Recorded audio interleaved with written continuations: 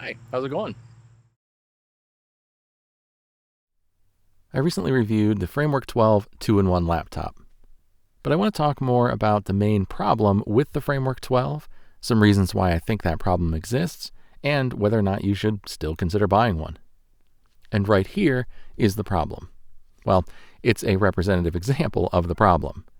This is an HP OmniBook X Flip, and recently it was on sale for the same price as the base model DIY Framework 12 without RAM, SSD, charger, or an operating system. In addition to including all of those things, the HP has a lot going for it. It has a 1920 by 1200 touchscreen with MPP 2.0 pen support and Gorilla Glass 3. It has an aluminum chassis, 16 gigabytes of RAM, a 512 gigabyte SSD, a Ryzen AI 5 340 processor, a decent set of ports, including one USB-C 4.0 port, an IR camera for Windows Hello support, and a backlit keyboard. It is a 14-inch laptop, which isn't a positive or a negative necessarily, it just depends on what you want. Though there are fewer options in the size of the Framework 12. The overall build quality and feel of the HP is quite good. It has that premium feel that you get from a smooth aluminum frame. It subjectively feels more high-end than the Framework 12. The HP doesn't have a super rigid chassis, but unsurprisingly, it is a bit more rigid than the plastic Framework 12. The display assembly is quite rigid on the HP, with relatively minor wobble, though you still get some light bleed around the hinge areas when opening and closing the display. Some of that rigidity is likely gained from the fact that the display glass is glued in. Despite the glued-in display, I do give HP props for general repairability. There are a bunch of plastic clips on the bottom, so removal took some prying after the screws were removed, but it wasn't too difficult. The HP does have soldered RAM, and the glued-in display means the entire top of the laptop would likely have to be replaced as an assembly. And it looks like it would take pretty much 100% disassembly to replace the keyboard or trackpad, assuming they aren't glued or riveted in. But the SSD and wireless card are socketed, most things are screwed in rather than glued, including the battery, and the ports on each side are on separate boards, so they should be replaceable separately from the main board if you damage a port. I can't speak to the availability of parts or for how long that availability will be maintained, but overall, it could be worse. At least they don't seem to be actively working to prevent disassembly and repair. It's unfortunate that a company gets props for that these days, but there it is.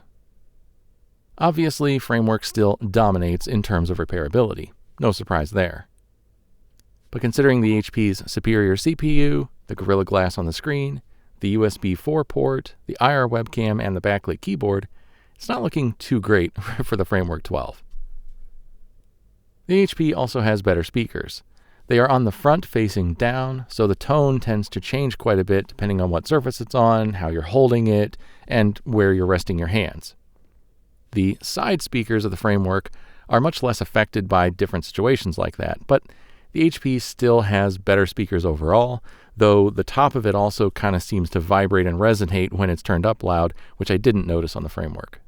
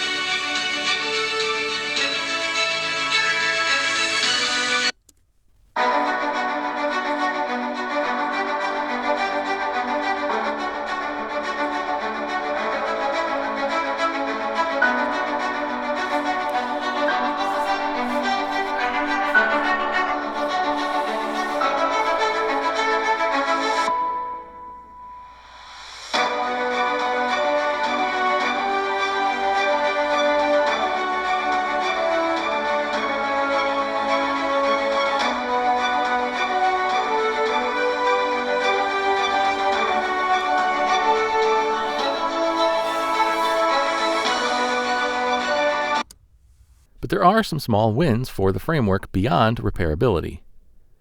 The HP has 2 USB-C ports, 2 USB-A ports, and an HDMI port. That's a good, versatile mix that would likely suffice for most people.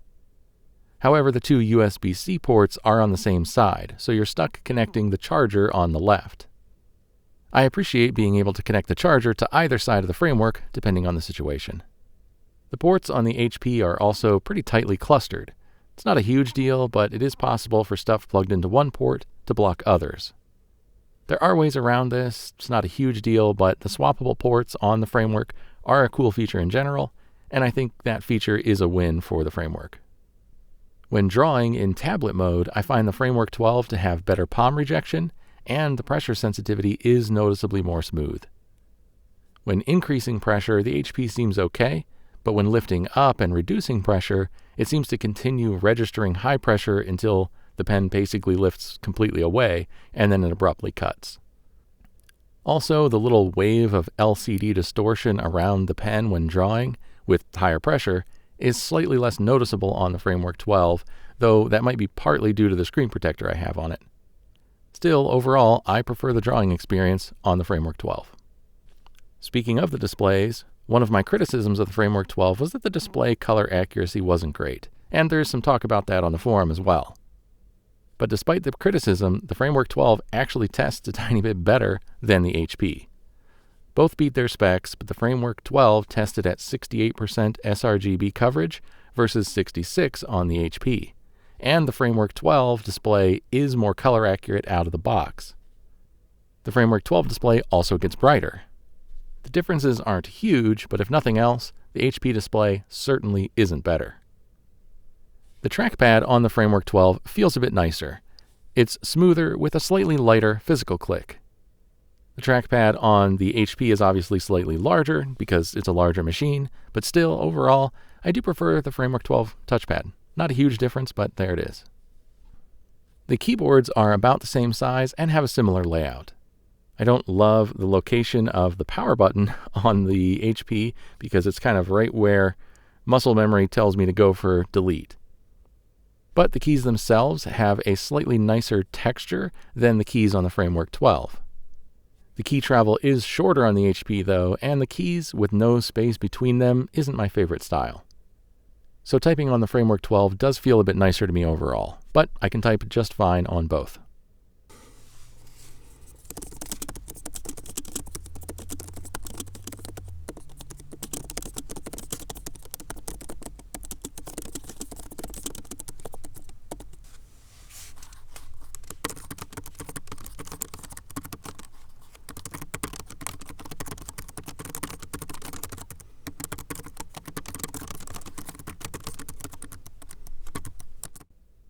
For what it's worth, I've had 0 issues with the Framework 12 so far, but despite having used it much less overall, the HP I've had lock up during a Windows update, and I've had it fail to boot properly a couple of times.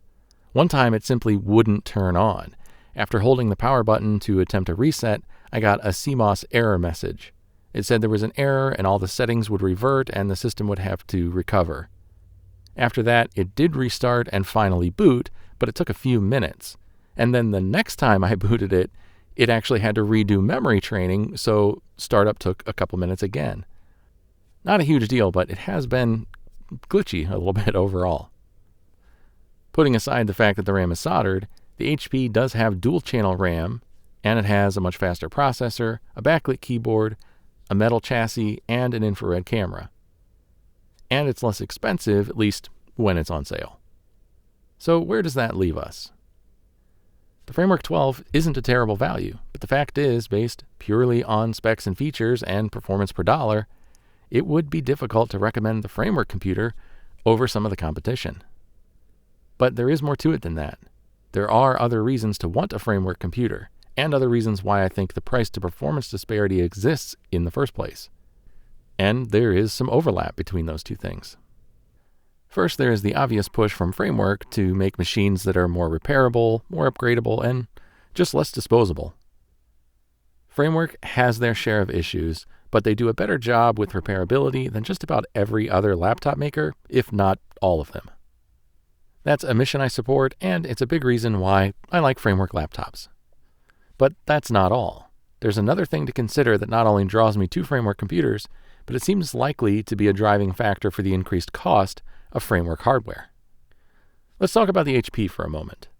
Upon first boot with the HP, I was presented with an unskippable screen where I had to separately agree to both an HP license agreement and a McAfee license agreement.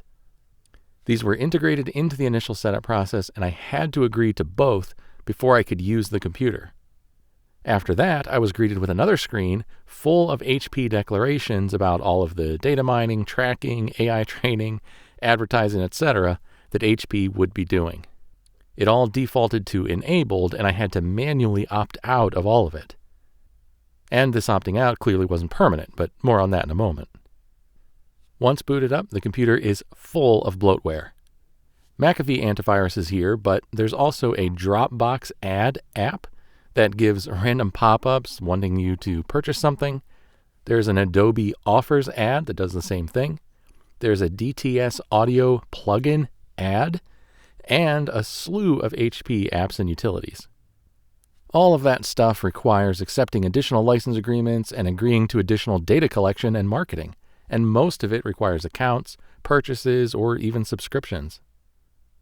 This includes the special webcam app that HP includes, which upon first opening it told me I had to agree to sharing device and usage data. When I said no, it closed. Can't use the app without agreeing to that.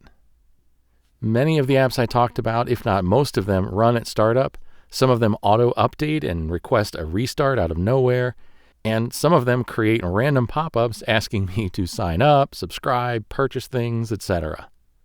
And speaking of opting out not being permanent, the HP AI Assistant popped up a box multiple times trying to get me to agree to giving it access to everything.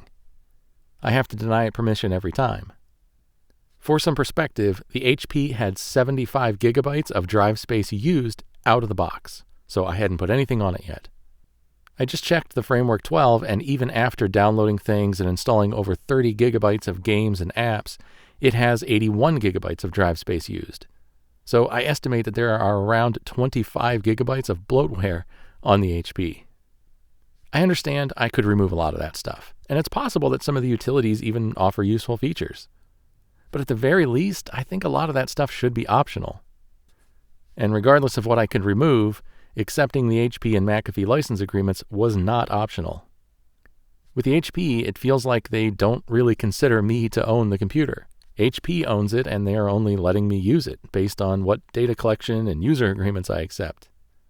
But the bottom line is, it's clear that all of that stuff is subsidizing the cost of the hardware.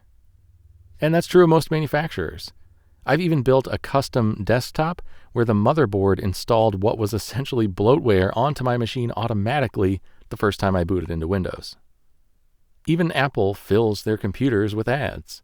It may not feel like it for many people, but that's what most of those built-in apps are. iTunes, the App Store, Apple TV, Apple Music, and even iCloud are all ways to subscribe to Apple services and funnel them more money. In my experience, Apple products even have an option in the settings where you can purchase an extended warranty directly on the device. And it will even give you a notification dot on new machines directing you to a countdown for how long you have to buy it. So a lot of that stuff on an Apple may be useful, but it is just more ways to purchase more of their products and lock you into their ecosystem. So I'm not saying that stuff is necessarily bad, but these are all revenue streams that incentivize manufacturers to lower the price for their hardware in order to get these revenue streams into more people's hands. By contrast, Framework just sells you the hardware. That's it. You can install Linux or go with a clean Windows install. But either way, there is no bloatware, there are no ads, there are no subscription services. You just buy the hardware and use it how you want. This cuts out a huge source of revenue that other manufacturers have in order to subsidize the cost of hardware. So it follows that Framework would have to charge more for the same hardware. But lacking all of that is also one of the things I appreciate about Framework. No bloatware, no requests to share data 50 different ways. and no dozen different end-user license agreements for all the packed-in nonsense. Does that mean framework machines cost a bit more? Sure. Am I willing to pay that extra premium to avoid all that nonsense and show other companies that there are people who value a product without all that junk? You betcha. But I totally understand that not everyone will care about that or put the same value on it that I do, even if they do care. And all of that means that you can get something like the HP for less money and have a subjectively more premium feeling device with objectively better specs. And I think ultimately that's the biggest problem with the Framework 12. I am willing to put up with some of Framework's issues and pay a slight premium in order to support the mission of repairability, reduce the trend toward disposable electronics, and avoid all the extra nonsense that most manufacturers try to push on you. But that's me. Everybody has different priorities, wants, and needs. And if someone is just looking for the best performance or features per dollar that they can get, they probably won't land on a Framework. As I said before, the Framework 12 isn't a terrible value, and it's also a relatively uncommon size, it's available in multiple colors, and it has the obvious Framework benefits of repairability and swappable ports. That may be enough for a lot of people, but the availability of better spec devices at a similar or better price is just gonna be a deal breaker for a lot of people. Whether or not it's a deal breaker for you will come down to how much you value the unique aspects of Framework, both in terms of their devices and the company itself. Hopefully that was helpful. If you have any questions, let me know. And as always, thanks for watching. Take care.